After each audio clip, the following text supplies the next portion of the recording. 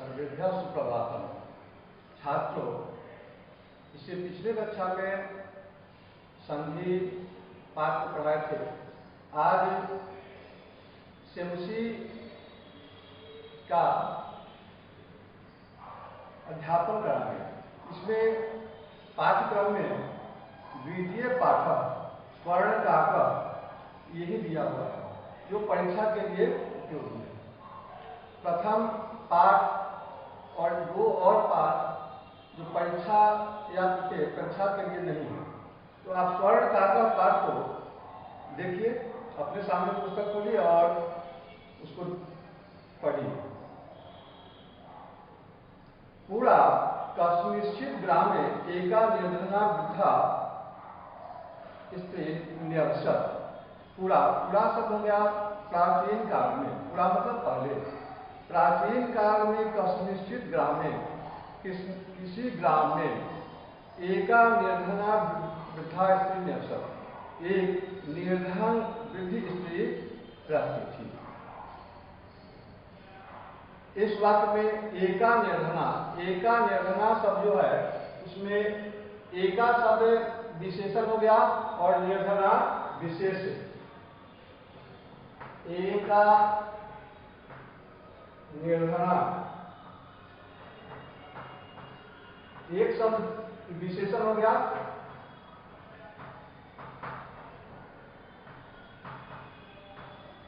और यह हो गया विशेष।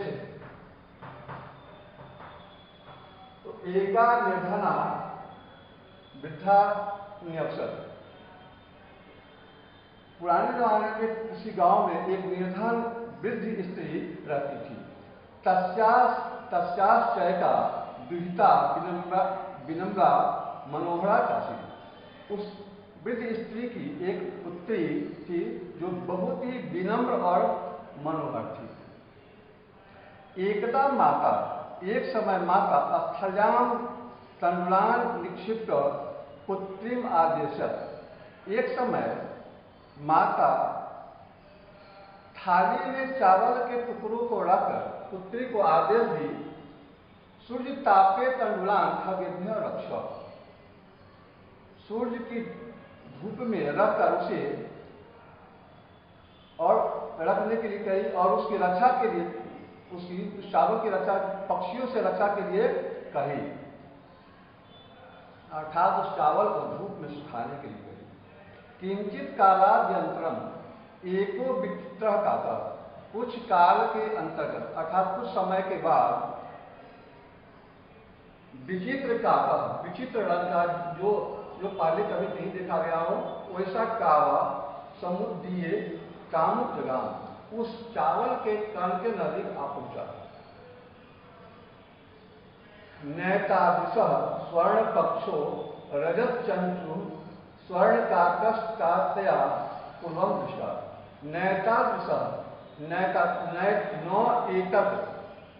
दृश ऐसे स्वर्ण काव को स्वर्ण पक्षों सोने के पक्ष से युक्त रजत चंचु चांदी की चोंच युक्त स्वर्ण काकस्त्या और सोने की कावा उसके द्वारा पूर्व कभी नहीं देखा गया।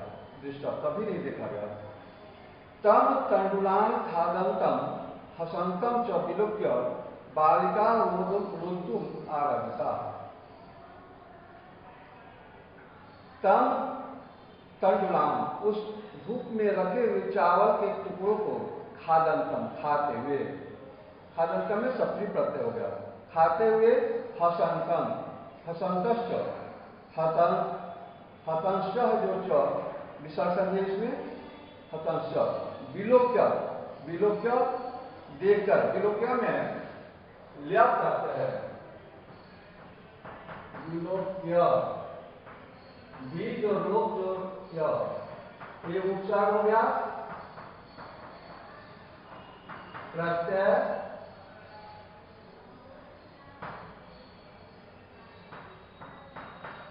लिया प्रत्यय हो गया। विलोक्य क्या हो गया देखकर।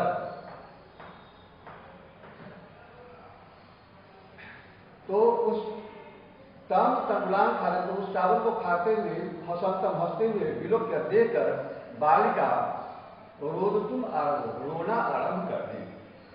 तम निवारयंती, उसको हटाने के निवारण करने के लिए हटाने के लिए सा प्रार्थयत, वह प्रार्थना करने लगी। तंडुलान महाभक्ष, चावल के कणों को मत खाओ, भक्ष में भी लिया करते हो गया, मत खाओ। मदिया माता अति निर्धना वर्तते, मदिया माता मेरी मां बहुत ही निर्धन है। स्वर्ण पक्ष काका प्रवाच, सोने के पंख से युक्त कावा प्रवाच बोला, मांस उसे देकर रोने के लिए नहीं गई। सूर्योदयात प्राप्त, सूर्योदय से अर्थात तुम शोक नहीं करो, मांस का शोक मत करो। सूर्योदयात प्राप्त ग्रामाद वही पिपल वृक्ष मनु त्याग दर्शनतम। सूर्योदयात प्राप्त, सूर्योदय से पहले, सूर्योदयात प्राप्त मतलब पहले, सूर्योदय से पहले ग्रामाद वही, ग्रामाद जो वही, ग्रामाद वही, वही शब्द में पंचमी विभक्ति लगती है, तो वही शब्द से पहले जो भी शब्द होगा उसमें पंचमी विभक्ति लगेगी, आप शब्द की मात्रा लगेगी। तो ग्रामाद वही, गांव से बाहर पीपल वृक्ष मनु, पीपल के वृक्ष के नीचे गंतव्यम, तुम आ जाओ, तुम्हें आ जाना चाहिए। अहम तुभ्यम तंडुल मूल्यम दास्यामि, मैं तुम्हें चावल के कणों का मूल्य दे दूंगा। तहेरता वालिका निंद्रामपि न लभे, तहेरता वालिका निंद्रामपि न लभे, प्रसन्नचित बालिका को नींद भी नहीं आ रही थी और वह सूर्योदय से पहले ही पहुंच गई। सूर्योदयात पूर्वम, सूर्योदय से पहले, सेकेंड पैराग्राफ, सूर्योदय से पहले तत्रोपस्था, वहां पर वह उपस्थित हो गए। अर्थात चावल के खान के बदले उसका मूल्य मिलने वाला था, वो अपनी गरीबी को उस मूल्य से अपना परिवार को समृद्ध करती, इसलिए वह सूर्योदयात पूर्व, सूर्योदय से पहले ही सात उपस्थित, सात शब्द सर्वनाम शब्द इसमें उस लड़की के लिए प्रयुक्त हुआ है, निर्धन लड़की के लिए। तो सूर्योदय से पहले सात तत्वों के साथ वह लड़की वहां उपस्थित हो गई। वृक्षोपरि, वृक्ष के ऊपर विलोक्य सा आश्चर्यचकिता संजाता, वह लड़की वृक्ष के ऊपर विलोक्य देखकर सा आश्चर्यचकिता संजाता, वह आश्चर्यचकित हो जाती है। यतत्र स्वर्णमयम प्रसादो वर्तते, उस पीपल के वृक्ष के ऊपर सोने से निर्मित प्रसाद महल है। यदा काका साइत्वा प्रबुद्ध तदा तेन स्वर्ण दवाक्ष कष्टम हसो वाले।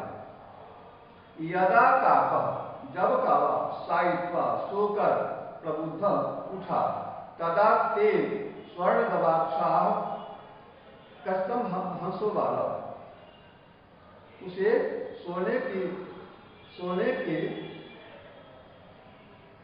खिड़की से वह देखा, उससे ही वह कावा सोने की खिड़की से बाहर जाकर देखा। कमा दक्षिता तिष्ठ अहम त्वत्कृते सोपान अवतरिष्यामि। कावा उस बालिका को घर के बाहर देखकर उसे कहा, तुम तिष्ठ, तुम ठहरो, मैं त्वत्कृते तुम्हारे लिए सोपानम अवतरिष्यामि। सोपान सीढ़ी, सोपान कहते हैं सीढ़ी को, सोपान सीढ़ी को उतारता हूं। तत् कथय, उसके बाद वो कहता है, कौन? कावा, स्वर्णमयम रजत युक्तम ताम्रमयम वा, वह सीढ़ी सोने की सीढ़ी भेजो या चांदी की या तांबे की। कन्या उवाच, वह कन्या बोली, अहम निर्धना मातो दुहिता अस्मि, मैं निर्धन माता की पुत्री हूँ। ताम्र सोपान में आगच्छामि, तांबे की सोपान से ही आऊंगी। परंतु वह लड़की गरीबी के कारण वो काव्य स्वर्ण काव्य से तांबे का सीधी ही मांगी, परंतु स्वर्ण सोपान के साथ वह स्वर्ण भवन मास वह सोने की सीधी से वो भेज दिया। तांबे लड़की तांबे की सीधी मांगी, लेकिन स्वर्ण का सोने की सीधी से भेज दिया और वह लड़की सोने की सीढ़ी से ही ऊपर आ गई। नेक्स्ट पैराग्राफ देखो छात्रों। ये कालम भवने चित्र वस्तुनि संचिता दृष्टा विस्मयं गता। ये कालम भवने बहुत दिनों के बाद मकान में विचित्र वस्तुनि अनेक रंगों की वस्तुओं से सजी हुई घर को देखकर दृष्टा में दृश्य धातु और तत्व प्रत्यय दृष्टवा देखकर विस्मयं गता, आश्चर्यचकित हो गए। श्रांतम काम विमुख्य प्राह थके हुए उस लड़की को देखकर विलोक्य देखकर कावा प्राह हुआ, वह कहा, लघु प्राश्रम क्रियताम, पहले जलपान कर दो। बदत्वं स्वर्ण स्थाल्यं भोजनम करिष्यसि किम वा रजत स्थाल्यं ताम्र स्थाल्यं। तुम जो नाश्ता करोगे वह सोने की थाली में भोजन करोगे या रजत चांदी की थाली में या तांबे की थाली में भोजन करोगे। बालिका व्यवहार ताम्र स्थाल में निर्धना भोजनम करिष्यसि। बालिका वह लड़की गरीब थी, इसलिए अपने निचले स्वभाव के कारण, गरीबी के कारण वह तांबे की थाली में ही भोजन करना स्वीकार की। तदा सा कन्या, तब वह कन्या आश्चर्यचकित सन जाता, वह कन्या आश्चर्य से भर गई। यदा स्वर्ण स्थाल्यं भोजनम परिवेशिता, तब वह सोने की थाली में उसे भोजन परोस देती है। नैतादृशा स्वादु भोजनम बालिका खादित होती, ऐसी स्वादिष्ट भोजन बालिका कभी नहीं खाती। काको रुको उठे कावा, वह बोला, बालिके अहम इच्छामि, मैं चाहता हूँ, यद वाक्यम सर्वदा चात्रैव तिष्ठ, तुम यहीं पर तुम कावा उस लड़की से बोला, मेरी इच्छा है तुम यहीं पर रहो। परम तो माता वर्तते चैकालिका, परंतु तुम्हारी माता वहां अकेली है। तुम शीघ्र में स्वगृहं गच्छ, तुम अपने घर जल्दी ही चले जाओ।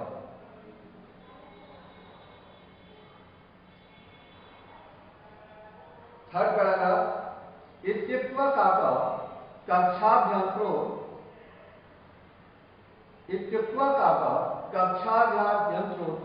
तिस्रो मनुषा निसार्य ताम प्रत्यगत। ऐसा कहकर कावा अपने कक्ष से तीन पेटी निस्सार्य निकालकर ताम प्रत्यगत उसे बोले, बालिके यह चक्षुर विहान मनुषा निकम, इस मनुषा में से एक मनुषा को ले लो। लघुतमा मनुषा रहित बालिका कथमिदमिदानीं मदीये चंदनान मूल्यम। छोटा सा जो पेटी था, मनुषा था, उसे ही वह ले ली मेरे चावल के मूल्य के बराबर ये छोटी सी पीती है, इसे ही दे दो। गृहमागत तथा मनुषा समुद्घाट्यति तस्या महार्चना हीरकाणी विलोक्य साफ होता। जब वह घर आकर मनुषा को खोली, तस्याम महार्चनी बहुत ही आश्चर्य हीरकाणी हीरे मोती को देखकर प्रहृष्टा प्रसन्न हो गई। तब दिनाक का संजाता। छात्रों, अब इसके बाद जो है नेक्स्ट 2 पैराग्राफ अगले कक्षा में पढ़ाएंगे। धन्यवाद। छात्रों, इसके पहले वाले पैराग्राफ में स्वर्ण काकर पाठ का 3 पैराग्राफ आपको बताए थे, जिसमें उस गरीब लड़की को स्वर्ण काव्य के द्वारा तांबे के पेटी से स्वर्ण, हीरे, मोती इत्यादि के मिलने की बात बताई गई। इस चीज को वह घर ले जाकर देखती है तो उसमें स्वर्ण की वस्तु निकलती है, चांदी, हीरे जवाहरात निकलते हैं। इस चीज को देखकर उसकी पड़ोस की एक वृद्ध स्त्री जान जाती है और वह सेम कहानी को दोहराती है। अब देखिए नेक्स्ट पैराग्राफ में सेम कहानी को दोहराते हुए यही बात दोहराई जाती है। तस्मिन एक ग्रामे, उसी गांव में, ग्रामे शब्द में सप्तमी भक्ति है, ग्रामे शब्द में सप्तमी भक्ति है। ग्रामे, ग्राम में, यह अधिकरण में हो गया, में सिंबल हो गया या चित सप्तमी का हो गया। उसी गांव में एका अपड़ा, अपड़ा अपड़ा मतलब दूसरा, एका अपड़ा, एक शब्द स्त्रीलिंग हो गया और अपड़ा शब्द विशेष हो गया। एका विशेषण, अपरा विशेष। वृद्धा, लुब्धा, वृद्धा, लुब्धा वृद्धा अर्थात लुब्धा लोभी।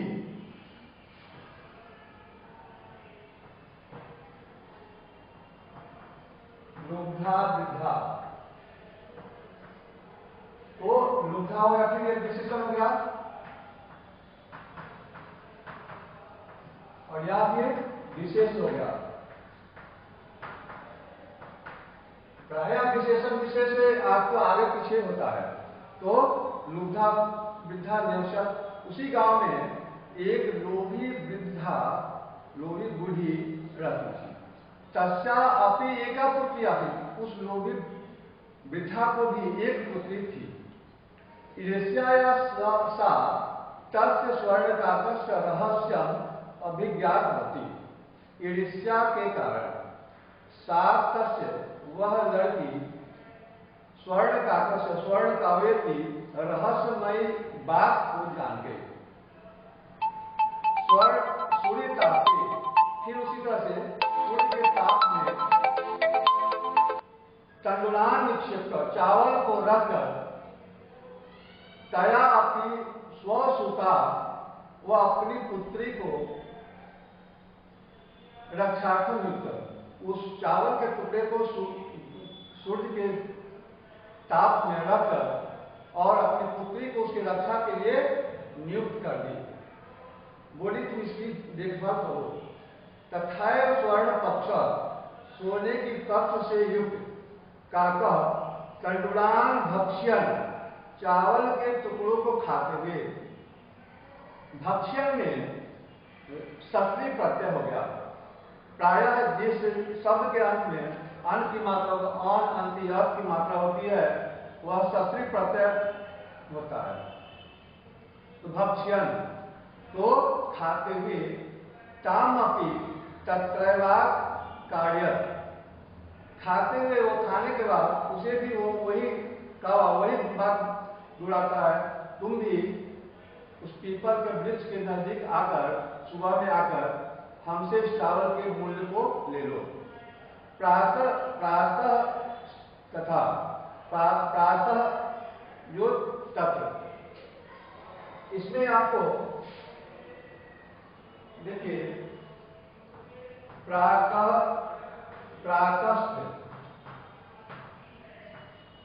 इसमें संधि है, संधि में आपको ये सत्य विधान में आ गया, इसको सत्व संधि कहते हैं। इस सत्व संधि में स को हटाने के लिए विसर्ग जो है वह स में परिवर्तन होता है। तो अब इस स के जगह पर विसर्ग आ जाएगा, प्रातः जोड़ तत्र, प्रातः वह उसी जगह जाकर सुबह में वहां जाकर गत्वा जाकर सा काकम, वह काव्य से निभ्यस्त्यांति, निंदा करती, शिकायत करती, अपमानित करती, प्रवाचक प्रबोध बोली, वो नीच का, हे नीच काव्य, अहम आगता, मैं आ गई हूं, मह्यम तंडुल मूल्यम प्रेक्ष, मुझे चावल के टुकड़े का दाम दो। प्रयक्ष, यक्ष धातु में चतुर्थी वक्त लगती है मह्यम, इसलिए मह्यम शब्द हुआ, मुझे चावल के टुकड़े का मूल्य दो। काको अब्रवीत, कावा बोला, अहम त्वत्कृते सोपान उत्क्रामि, मैं तुम्हारे लिए सोपान सीढ़ी भेजता हूं। यत् कथ्य, तुम कहो, स्वर्णमयम रजतमयम ताम्रमयम वा, मैं सीढ़ी को तुम्हारे लिए भेजूं, और कौन सा भेजूं, सोने की, चांदी की या तांबे की। गर्विता बालिका प्रोक्तम, अहंकार से युक्त बालिका बोली, स्वर्णमयेन सोपानेन नाम आगच्छामि, मैं सोने की सीढ़ी से ही ऊपर आऊंगी। त्यक्त कथ्य, उसके कहने के बाद स्वर्णमयम परम स्वर्ण काकस्त्यकृते ताम्रमयम सोपानम प्राच्य, उसके सोने की सीढ़ी को मांगने के उपरांत स्वर्ण का उसके लिए ताम्रमयम सोपानम भेजा, तांबे का सोपान सीढ़ी भेजा। स्वर्ण कागज तथा भोली में अपनी ताम्र भाव ने अकार्य, उसी तरह से उस बालिका से फिर वह काम पूछता है, स्वर्ण थाली में तांबे की थाली में या चांदी की थाली में किसमें भोजन करोगे? वह स्वर्ण की बात करके स्वर्ण की थाली में भोजन करोगे, लेकिन वह ईर्ष्या बस लड़की को, अहंकारी लड़की को कावा तांबे के बर्तन में भोजन कराता है। फिर नेक्स्ट पैराग्राफ, प्रतिनिवृत्त कार्य, भोजन के उपरांत स्वर्ण का तेल कक्षाभ्यंतरो तीसरो मनुषा पूर्व समुपस्थ, कक्षा के अंदर से वह 3 मनुष्य पेटी को लाकर उस लड़की के पास रख देता है। लोभाविष्टा सा बृहत्तमा मनुष्य, लोभ से आकृष्ट होकर वह बड़ी सी मनुष्य को वह ले लेती है। विहमागत सा तद्दिशा यावत मंजुषा उद्घाटयति, तावत श्याम भीषण श्री कृष्ण सर को विलोक्य, जैसे वो घर आकर उसको उद्घाटित करती है, उसमें से भयंकर काला सर्प निकलता है। लुब्धा बालिका, लोभा से फलम प्राप्त, लोभी लड़की वह लोभ के कारण वह लोभ के फल को प्राप्त करती है, अर्थात बड़ी पेटी लेंगे तो बढ़िया बहुत स्वर्ण चांदी उसमें मिलेगा, इस तरह की प्रवृत्ति उस लड़की के मन में होता है। इसके उपरांत तदनुसार उस सोने के जगह पर उसमें कृष्ण सर्प, काला सर्प दिखाई देता है, और वह इस तरह की बात को मन ही मन अपनी हीन भावना से ग्रसित होती है। तदनंतर इसके बाद सार लोभ पड़ते हैं, वह लोभ को त्याग देती है। तो छात्रों, आप इस कहानी को पढ़ने के बाद